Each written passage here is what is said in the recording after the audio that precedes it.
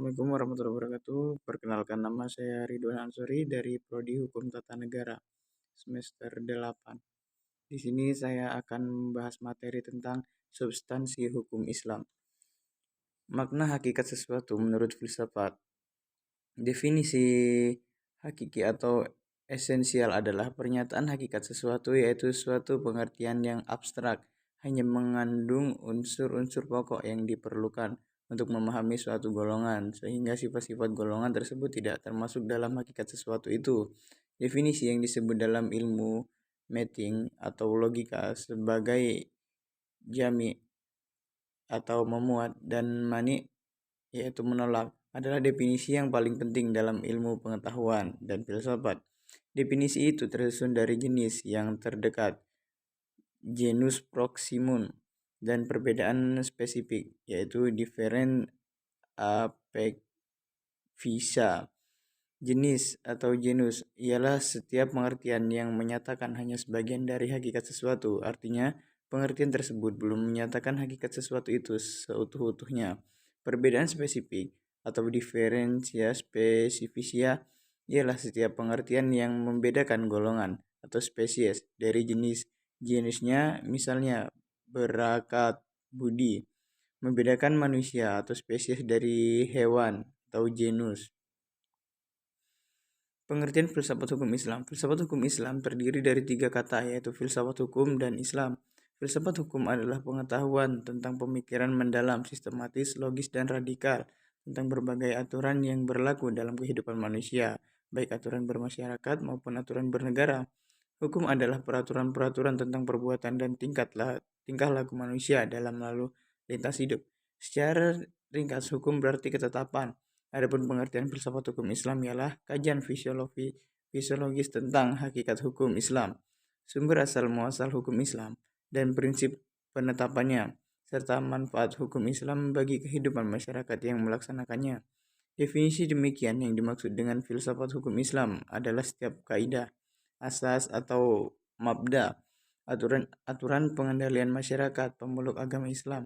Kaidah-kaidah itu dapat berupa Al-Quran, hadis, pendapat sahabat dan tabi'in, ijma ulama, fatwa, lembaga keagamaan. Filsafat hukum Islam diartikan pula dengan istilah hikmat at-tashri'.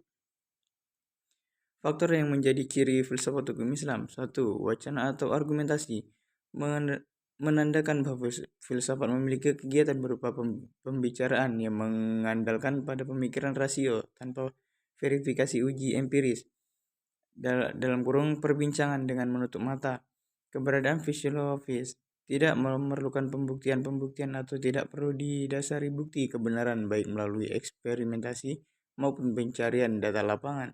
2. Segala hal atau sekalian alam. Artinya semua materi pembicaraan filsafat adalah segala hal, menyangkut keseluruhan yang bersifat universal. Ada atau tidak adanya permasalahan, filsafat merupakan bagian dari perbincangan. Hal itu yang membedakan antara filsafat dan ilmu pengetahuan yang membicarakan lingkup tertentu. Semua yang dikaji oleh ilmu pengetahuan dijamah oleh filsafat, karena inilah universalisme filsafat. 3. Sistematis. Artinya perbincangan mengenai segala sesuatu dilakukan secara teratur, mengikuti sistem yang berlaku sehingga tahapan-tahapannya mudah diikuti. Dengan demikian, perbincangan tersebut tepat atau tidak dapat diikuti dan dikaji oleh orang lain, meskipun pada akhirnya hanya ada satu pengertian mengenai sesuatu yang dimaksud. 4. Radikal. Artinya sampai ke akar-akarnya, sampai pada konsekuensi yang terakhir. Radikal artinya akar yang juga disebut arche sebagai ciri khas berpikir fisiologis. Perbedaan dengan pengetahuan adalah adanya asumsi sebagai titik tolak yang disebut sebagai keyakinan filsafat atau philosophical belief. 5. Hakikat merupakan istilah yang menjadi ciri khas filsafat. Hakikat adalah pemahaman atau hal yang paling mendasar.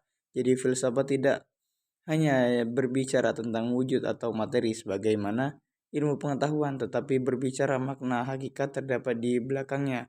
Dalam filsafat, hakikat tersebut sebagai akibat dari berpikir radikal. Berdasarkan 5 ciri berpikir filosofis tersebut, dapat diambil pemahaman bahwa filsafat merupakan kebebasan berpikir manusia terhadap segala sesuatu tanpa batas, dengan mengacu pada hukum keraguan atas segala hal, bahwa sekalian alam dan segala hal dapat dilihat dari berbagai hal sudut melalui kompetisi pemikiran dan sistematis logis dan radikal.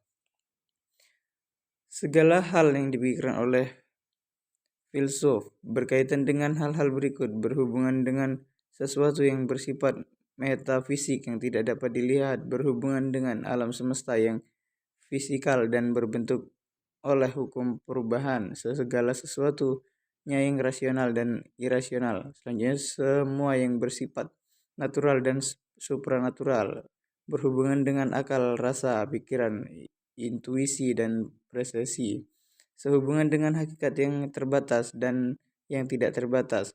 Yang selanjutnya berhubungan dengan teori pengetahuan pada semua keberadaan pengetahuan manusia yang objektif maupun yang subjektif. Yang selanjutnya berhubungan dengan fungsi dan manfaat segala sesuatu yang didambakan manusia atau dihindarinya. Yang selanjutnya berhubungan dengan kebenaran spekulatif yang bersifat rasional tanpa batas sehingga berlaku. Yang selanjutnya berhubungan dengan kebenaran spekulatif yang bersifat rasional tanpa batas sehingga berlaku pemahaman dialektis terhadap berbagai penemuan hasil pemikiran manusia, tesis yang menghasilkan antitesis dan terciptanya sintesis. Ya, sekian presentasi dari saya. Apabila ada salah kata, saya mohon maaf. Kepada Allah, saya mohon ampun. Sekian, terima kasih. Wassalamualaikum warahmatullahi wabarakatuh.